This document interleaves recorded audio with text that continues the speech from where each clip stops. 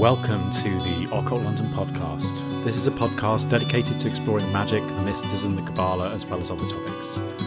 If you're enjoying what you're hearing, please take a moment to leave us a review and follow us on whatever platform you are tuning in on. It really helps more folks find us and helps us to continue to get this message out there.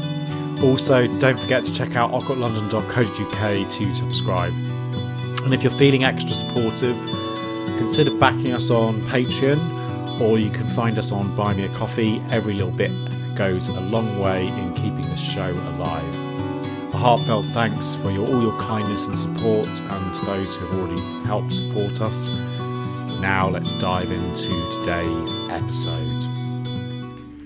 In our last few episodes, we have been discussing the symbolism of the magical circle and the four quarters. We've already discussed the East and the West, so in this episode I wanted to dig a little bit deeper into the magical symbolism of the Southern Quarter. As we discussed in our previous episodes on the quarters, the four cardinal directions have long captivated the imaginations of different cultures and spiritual traditions around the world, and also have many different correspondences.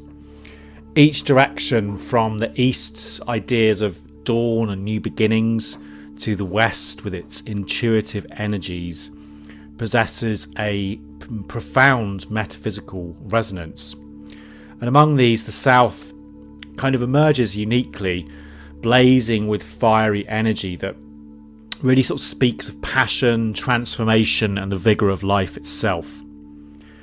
It's important to note, as we discussed in our previous episode on the four quarters, that the current configuration of East for air, South for fire, West for water, and North for earth is a relatively modern configuration, as we see in numerous examples from different grimoires as well as other texts that follow a pattern where fire would be in the East based on astrological correspondences, beginning with Aries for cardinal fire in the East, Capricorn for cardinal earth in the South, Libra for cardinal air in the West, and Cancer for cardinal water in the North.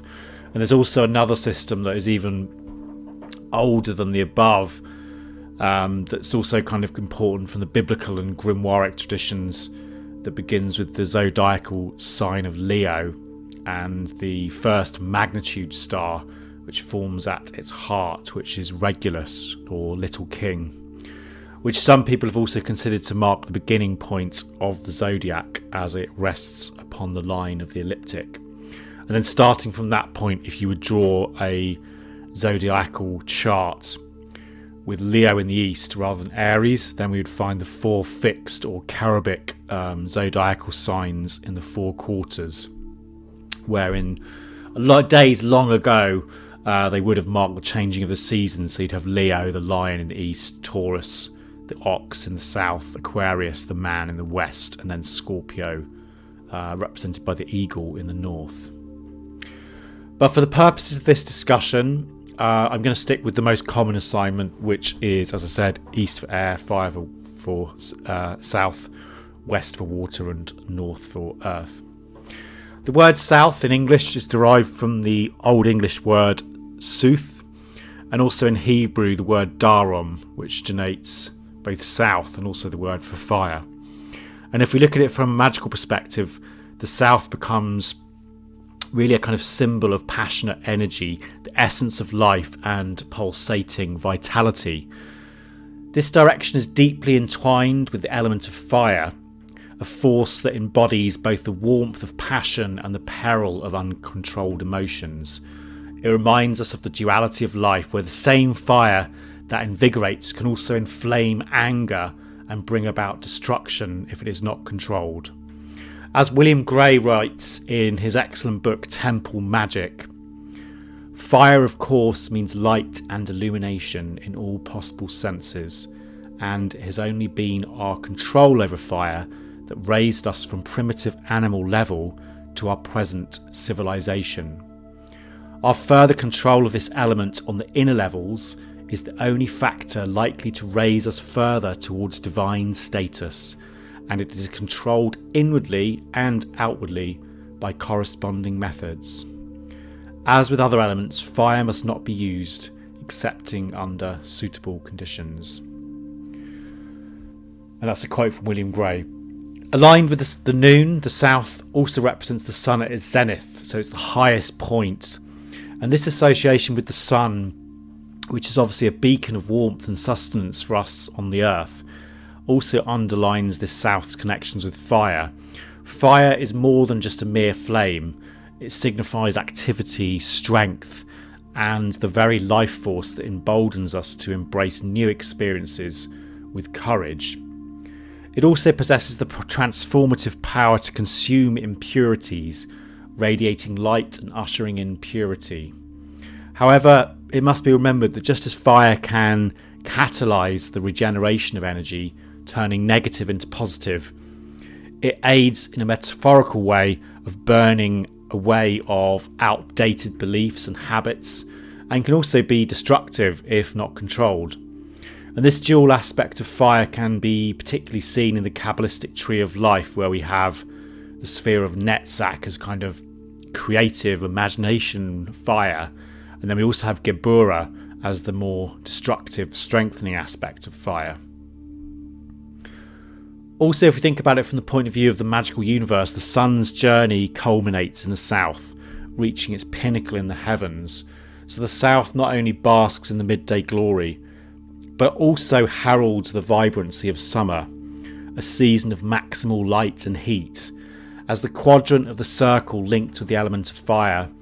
Thus, the south epitomises this life force in its entirety. However, the south is not just about passionate love and energy. It also signifies the ardour of battle, and one of its titles is Defence of the Light.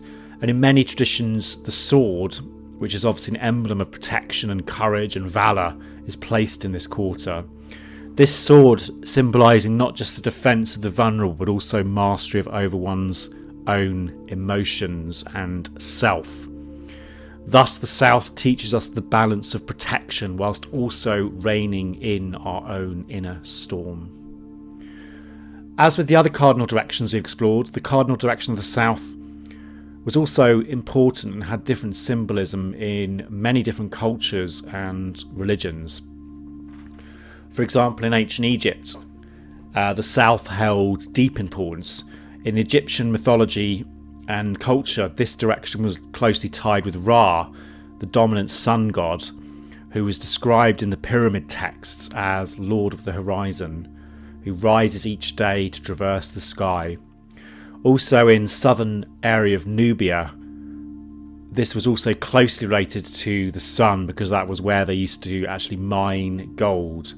And this also reflects this idea of the golden sun disk imagery, which is often tied to Ra. And one of the oldest maps known is of a gold mine in Nubia, which is the Turin papyrus map dating to 1160 BC. In Egypt, temples that face south were also believed to channel Ra's benevolence, drawing his warmth and divine favour upon the land. And there's lots of different prayers and invocations to Ra from the Egyptian texts that really emphasise the reverence Egyptians held for this deity. For example, from the papyrus of Ani, we have a hymn to Ra, which goes as follows. Hail thou disk, thou lord of rays, who risest on the horizon day by day. Shine thou with thy beams of light upon the face of Osiris Ani, who is victorious, for he singeth hymns of praise unto thee at dawn, and maketh thee to set at eventide with words of adoration. May the soul of Osiris Ani, the triumphant one, come forth with thee into heaven. May he go forth in the Martet boat. May he come into port in the Sektet boat, and may he cleave his path among the never-resting stars in the heavens. Also in ancient Greece, the south has different meanings. So the Greeks honoured the south with the god Notus, the south wind, often portraying him as the god responsible for bringing the southerly rainy wind of late summer and autumn. And there's a beautiful Orphic hymn to Notus that goes as follows. Wide coursing gales, whose lightly leaping feet with rapid wings the air's wet bosom beat, approach benevolent, swift whirling powers with humid clouds, the principles of flowers. For flowery clouds are portioned to your care to send on earth from all surrounding air. Bear blessed powers these holy rites attend, and fruitful rains on earth all parent send. The south wind and notice is also featured in the works and days of Hesiod, being described as notice the moist south wind brings storms. And again, this emphasises this role in seasonal changes. Also in Greek legends, Aphrodite, the goddess of love, beauty and desire, was said to have emerged from the foam of the southern sea. And this kind of interesting story is also narrated in Homer's Odyssey, connecting the south with kind of passion, allure and vitality, when it says the following: "From the sea's foam arose fair Aphrodite, and the winds bore her over the waves." In ancient Rome, the Romans also inherited aspects of the Greek mythology, and they revered the god Auster, who was their own personification of the southern wind. And Auster was more than just a breeze. He was considered a potent entity, bringing the burning warmth from the African deserts. And within the different Roman religious customs, invoking Auster was common when they were seeking clear skies or the renewing of kind of warmth, signaling the spring's arrival. And we see writings from Virgil's Aeneid that depict this intensity and unpredictability of Auster, when he describes it as Auster, who brings in his train the storms and the rain clouds. In the Celtic traditions as well, the Celts were obviously, very deeply connected to nature and its rhythms, and they also viewed the south as a direction teeming with vitality and dynamism. And this perspective was especially pronounced, obviously, during things like the summer solstice, when the sun would be at its most powerful and highest. And this astronomical event would be marked with different festivities, huge bonfires symbolising the sun's might, and obviously hoping for a good harvest in the future. If we look at Christian symbolism as well, the south sometimes represents the location of the righteous or the chosen. So, for example, in Psalm 89:12, it says, "The north and the south, you have created them." And this denotes that all the directions and their energies are the creations of the God or the divine. However, there's also other meanings connected with the south in Christian texts, because other texts depicts the south as being a direction away from the divine, marking it as a region of desolation or wilderness. And this might be the origin of such modern phrases as "things went south," to indicate something has gone wrong. We get various examples in the Bible. So you've got in Egypt, for example, the enemy of the Israelites is south in the Promised Land. Abraham travels south into the barren wilderness of Negev in Genesis. And then in the New Testament, we also get the Queen of the South will rise up with this generation at the judgment and will condemn it, because she came from the ends of the earth to hear the wisdom of Solomon. And behold, something greater than Solomon is here. From a Kabbalistic perspective, the south is normally attributed to the element of fire, so can be seen to correspond that to the Sephirah that are ruled by that particular element. So normally this would be Netzach, victory, or Geburah, which is severity. Netzach is obviously the seventh Sephirah on the Tree of Life, starting at the base of the Pillar of Force on the white pillar. And Netzach really kind of represents this enduring power of the divine, as well as this kind of persistence and perseverance of the human spirit, as well as imagination. and it can be seen as like this sort of driving force behind our emotions, our passion and art. As such, its association with the southern direction is quite fitting. On the other hand, the south is also associated by some groups and traditions with the sphere of Geburah, which is ruled by the planet Mars. And this kind of can be seen as indicating a more martial level of fire. The god name of Geburah is Elohim Gibor, and this is used as a holy word when opening the quarter of the south as being representative of the mundane chakra, which is Mars.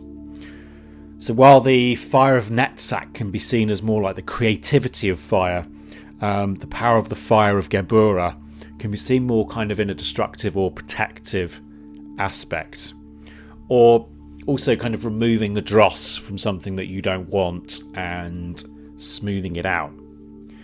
This dual aspect of the one hand creativity and vitality, and on the other hand severity and protection, can also be seen in the choice of magical tools of the quarter, which is in many traditions either the fire wand, so traditions like the Golden Dawn for example use the fire wand, or often it will be used as a sword.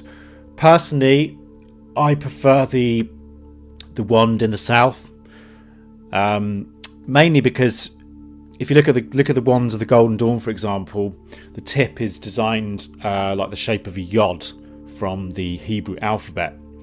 So if we think about the formula of the Tetragrammaton, we have yod for fire, hay for water, vowel for air, and then hay for earth. So when we're doing exercises like the middle pillar, we're drawing fire down from heaven, creating a tube of energy all around us. We become a beam and a tube of pure energy, and the energy and action and the willpower. This idea is expressed quite well by Frater UD when he says the following, and I quote: "Picture the wand as a sort of right hand of your own magical will. It embodies creation and action, while the cup is centripetal and feminine. The wand is centrifugal, moving away from centralization and male. When dipped in cold water, the hot wand will cause vaporization, thereby creating air. The wand is therefore power and driving force at the same time, but also the power of control over itself and control over the universe. It creates, but the wand doesn't create entirely on its own. It needs the cup. Blind action without firm intuition is a waste of energy and life. The lingam, phallus wand, must unite with the yoni. Only the interaction between yin and yang can arouse the energy that leads to creation." So we get this idea of the wand as being this creative tool.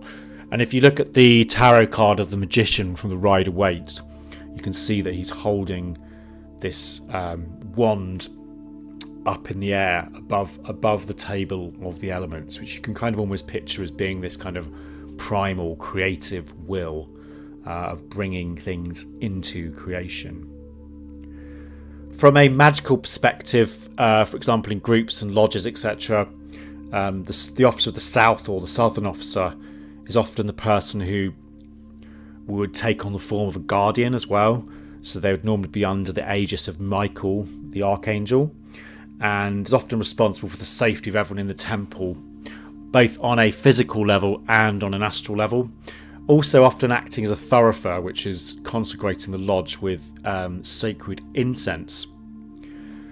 The south is also really important from the point of view of Freemasonry, as it's the position where the Judean Warden sits, and this is one of the kind of primary officer roles that are aligned with the cardinal directions. So you have the Master in the east, the Senior Warden in the west, and the Junior Warden in the south. And each of these positions correlates with a specific phase of the sun, so rising, setting, and at zenith. The Junior Warden's association with the south and the sun at the meridian is deliberate. So just as the sun is at its highest point in the sky during the midday, the Junior Warden's role really symbolises the peak of one's energies, illuminating the fullness of potential and also the height of one's abilities and faculties. The brightness of midday is also a reminder of clarity, obviously, and focus and the strength of purpose.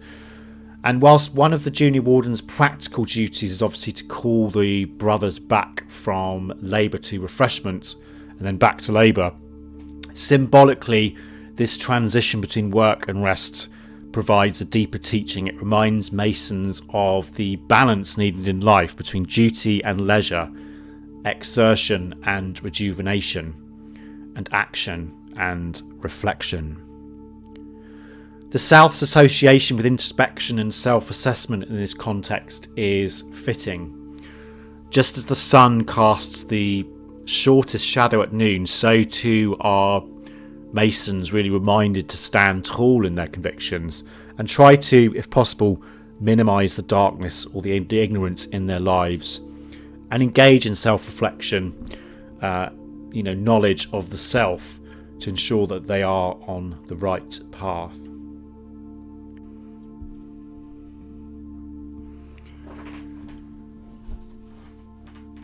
Also, as we heard about in our previous episode on the cardinal directions of the East and West, each of the quarters is also inhabited and ruled by a specific elemental being. And these are enigmatic beings that really embody the essence of their corresponding elements. And while these entities possess diverse and lots of different symbolic meanings, they can be almost thought of as being psychic facets of the elemental forces that really shape the cosmos, or kind of like building blocks. In the south, we have the elemental ruler, which is King Jin, and the elemental creatures are the salamanders.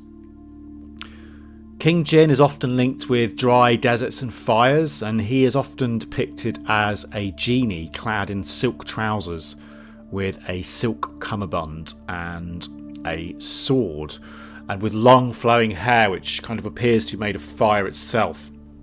There can also be seen as almost like an explosion of energy bursting with light, comprising of white heat and sparks vibrating, a mass of living fire. As with the other quarters, the elemental kings also have their own elementals that rule over, and as I mentioned, these are the salamanders, and the salamanders are considered to be the spirits of fire. Their name originates from the cold-blooded lizards who spit out poison when defending themselves. And the salamanders, it is said, live in the hottest fire and lay their eggs in it. And at a cellular level, one can see them as almost like living in the cell's core, and it's their function to perform this burning process. The salamanders were traditionally visualised as amphibian-like, so occasionally appearing as creatures resembling a dog as well in medieval illustrations. The name salamander stems from the Greek term salamandra, which we don't actually know the origin of that, but some have speculated a connection to fireplaces. The first documented mention of the salamanders is in a text from the 4th century BCE by the Greek philosopher Aristotle, but we don't unfortunately have a copy of that text. But it's also been mentioned by Cicero in The Nature of the Gods, and according to Cicero, Aristotle's Generation of Animals also mentioned the salamander as being a creature immune to fire's destructive force, and he even claimed it could quench flames. Centuries later, in his 37-volume Natural History, Pliny the Elder also described the salamanders as a creature so cold it could extinguish fire, much like ice. And this belief was also discussed by the Roman naturalist Aelian in the 3rd century in his De Natura Animalium. Also, St. Augustine referenced the salamander in his City of God during the 5th century CE, presenting it as being proof that not all entities are consumed by fire. reinforcing this notion of the soul's kind of enduring eternal suffering in hellfire as well. The belief that salamanders could extinguish flames might also kind of hint at their inherent fiery nature, and the concept suggests that combating fire with fire could be the best solution. And even Leonardo da Vinci also discussed this as well, proposing that salamanders consumed by fire to rejuvenate their skin. And interestingly, salamanders, the actual amphibians, which are real things, often take refuge in decaying logs for hibernation. So this perhaps might explain the legends of salamanders emerging from and disappearing into fire. Maybe the logs were accidentally put onto the fire after being disturbed. There's a really interesting account of the salamanders from Benvenuto Cellini, who was an Italian Renaissance artist, and he wrote a book which was his autobiography, which discusses an encounter with a salamander. And I quote, "When I was about 5 years old, my father happened to be in a basement chamber of our house in Florence, where they had been working, and where a good fire of oak logs was still burning. He had an instrument in his hand and was playing and singing alone before the fire. The weather was very cold. Happening to look into the fire, he spied in the middle of those burning flames a little creature like a lizard that was sporting in the core of intensive coals. Becoming instantly aware of what the thing was, he had my sister and he called, pointing it out to us children. Gave me a great box on the ears which caused me to howl and weep with all my might. Then he pacified me good-humouredly and spoke as follows. My dear little boy, I am not striking you for any wrong that you have done, but only to make you remember that the lizard which you saw in the fire is a salamander, a creature which has never been seen by anyone of whom we have credible information." So as you can see, that's a little account of this child, Benvenuto Cellini, and his experience with the salamanders.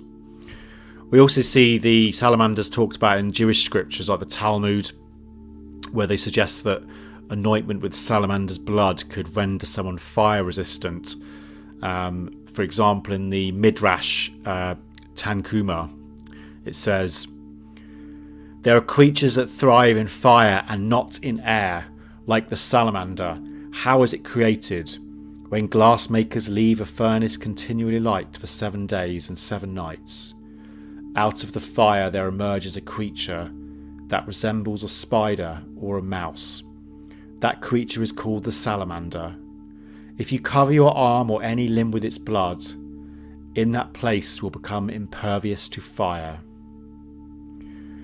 Also in the writings of Saint Isidore of Seville, 560 to 636, she also wrote, "The salamander is so called because it is strong against fire. It fights against fire and alone amongst living things extinguishes them."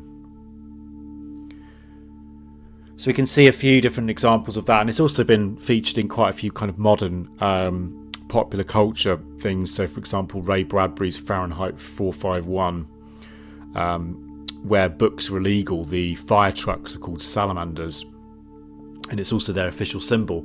And also there's an episode of The Simpsons where Homer becomes the safety salamander and wears a salamander suit to educate kids about fire safety.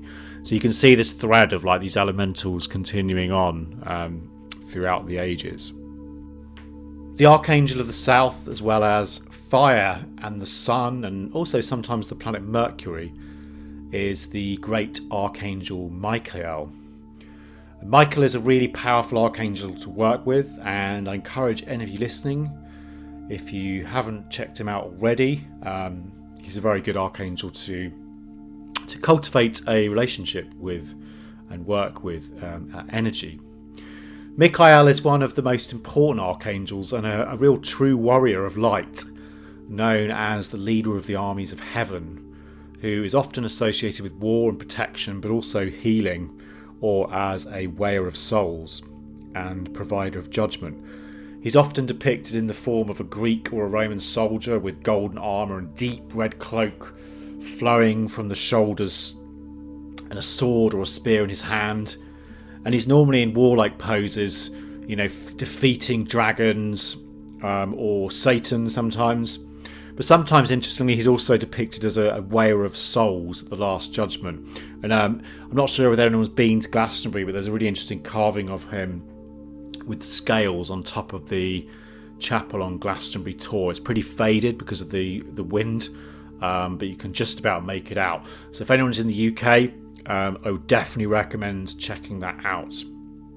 Also, if you want to find out more about Michael, we did do an episode on him a couple of years back now, so recommend listening to that episode because there's lots more information about Michael and how you can kind of work with him. As with the other quarters, Michael is also in charge of an order of angels, who in this case are also the Beni Elohim. Another important aspect of the correspondences for the South is the corresponding four holy living creature for this quarter. As we mentioned previously, the four holy living creatures can be really seen as representing the highest aspect of that elemental quarter and the spiritual element of it.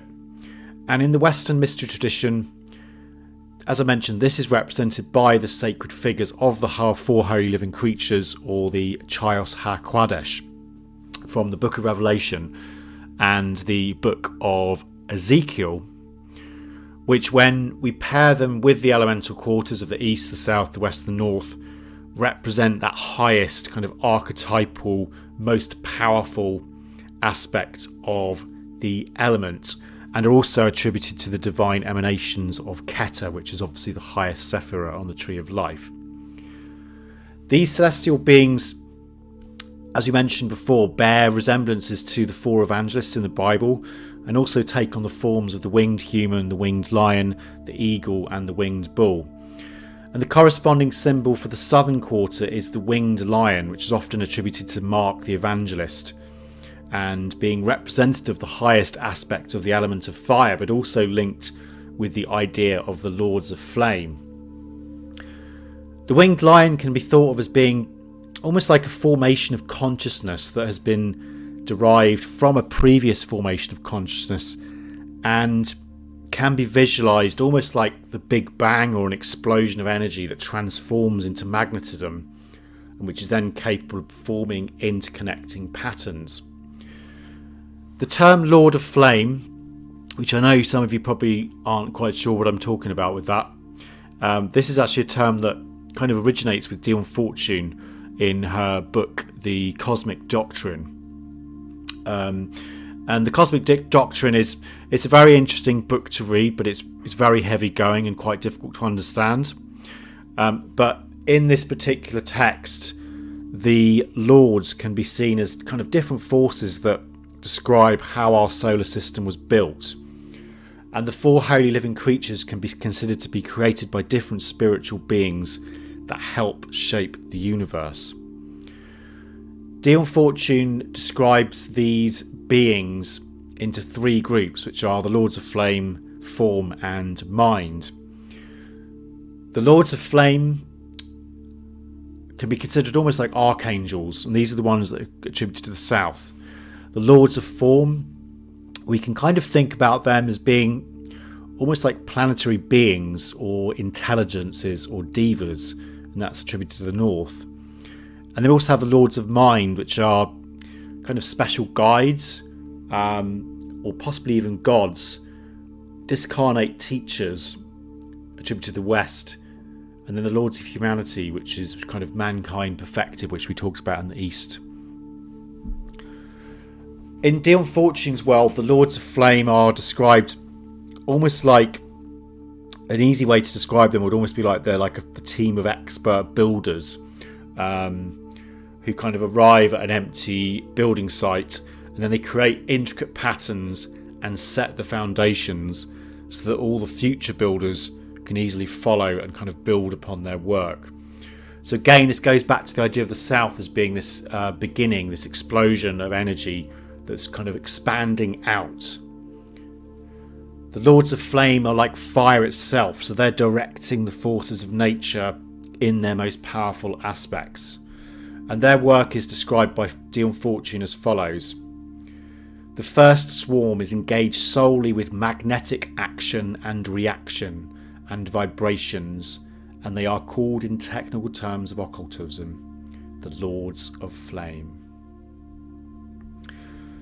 John Michael Greer has an excellent blog where he's written extensively about the cosmic doctrine. So if anyone hasn't checked that out, I definitely would. I don't actually have the address to hand at the moment, but if you Google it, you should be able to find it. But he describes the Lords of Flame as follows.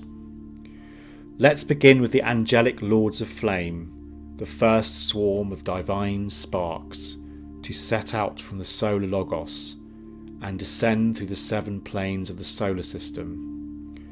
The logos has dreamed into existence.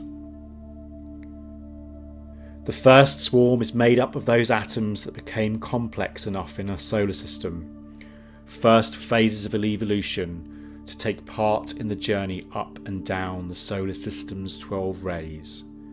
They are equivalents, in the smaller scale of the solar system, of the travelling atoms of the cosmos, one of whom is now the solar logos, the god of our solar system. So they come to the work of creating a solar system with much more experience and much more complexity than subsequent swarms. That's the first thing that sets the Lords of Flame apart. The second is that they begin their work when the solar system consists solely of the solar logos and a cloud of atoms dancing around it. Dancing to the rhythms the logos sets in motion. The sole influence on their evolution is the solar logos. Later swarms also receive the influences of the planetary spirits. The Lords of Flame don't. Those are the things that make life easy for the Lords of Flames.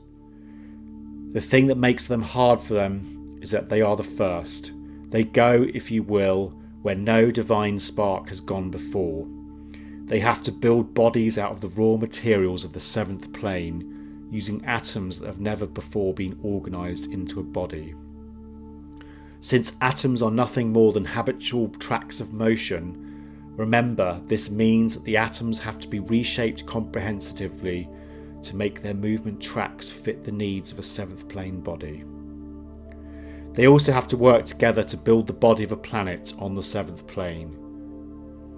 Thus the Lords of Flame have their work cut out for them. When they arrive on each plane, they are surrounded by a mass of unorganised atoms. When they leave it, they leave behind a pattern of forces so intricately coordinated that all subsequent swarms are drawn into it and formed by it. To use a metaphor from esoteric masonry, they have the role of King Solomon of Israel, setting out the fundamental patterns and proportions that subsequent workers will follow. So although that's quite a complicated quote, as we mentioned before, it's this idea of basically, it's this instigating fiery energy which is going in and it's instigating, it's starting all the process of creation, which will then enable the rest of manifestation to take place. So going back to our idea about the fire wand representing the cosmic divine will, this is 100% relevant from that perspective in terms of fire is the instigator, the yod hey vau hey, it's the yod of the tetragrammaton, which is bringing through that power. So as we can see, the winged lion in the context of the Lord of Flame can be seen as a representation of the primal power of fire to begin things and initiate new energy into magical workings. And the winged lion as a representation of the Lords of Flame really becomes a conduit through which we can tap into that highest aspect of that particular element and then mediate and balance it through the lower aspects of the archangels, the angelic orders, the elementals, down onto the material plane. So all these symbols I'm talking about are different ways that you can essentially connect with different levels of the elemental quarter. Rather than having one, you can connect with multiple levels. That's all we have time for in this episode. However, I hope you've enjoyed this episode as much as I did in terms of writing it. As we've seen, there are many different facets to the Southern Quarter and lots of different ways that you can kind of work with it and think about it moving forward. As we discussed in our episode on magical symbols and the magical process, all of these symbols of archangels, angels, gods, goddesses, forms and symbols like the four holy living creatures, they're not fixed in stone. They are keys that can be used to bring through specific powers of that element. If these symbols do not connect with what your personal view of fire is, or if you use a different system, that's completely fine as well. The important thing is to work out what the element of fire means to you as an individual. And if you can connect that personal view of fire, that interior knowing, that knowledge that you possess in your heart, to the greater archetypal ideas of fire, then you can bring through just as much power as if you're summoning archangels and the four holy living creatures into your living room. As Vivian Crowley wrote, "Fire is within you, and fire is without you. Fire that does not burn because you yourself are fire. You are the flame of life, and the flame of life is you."